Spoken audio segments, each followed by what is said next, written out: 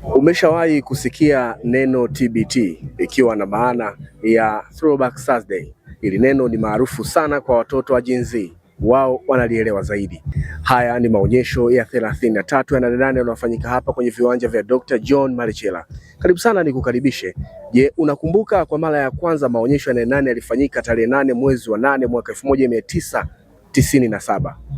Leo hii imepita miaka takriban 49 tangu maonyesho haya ya 33 yanaonyeshwa leo kwenye viwanja hivi vya Nzuguni. Na miongoni mwa kumbukumbu tulizo nazo, maonyesho haya yalianzishwa ili kuchochea na kuwasha moto wa kimaendeleo kwenye sekta ya kilimo, ufugaji, uvuvi na teknolojia. Leo hii tunaendelea kuona namna teknolojia inavyoshika hatamu kwenye maonyesho haya. Hiyo ndio sababu iliyofanya Open Media kuweka makazi ya kudumu kwenye viwanja hivi ili kuhakikisha unapata taarifa zote, wala hakuna jambo linalokupita kwenye maonyesho haya ya 88. Kama kawaida yetu, kazi yetu ni kutembea juu ya dhana, malengo na kauli mbiu za maonyesho kwenye kuweka faida ya wewe mfuatiliaji wetu, wewe wa kwanza kupata taarifa. Je, tangu mwaka 1977 kilimo kimebaki vile vile? Utalii, uvuvi pamoja na teknolojia kimebaki vile vile? Je, bidhaa ni zile zile?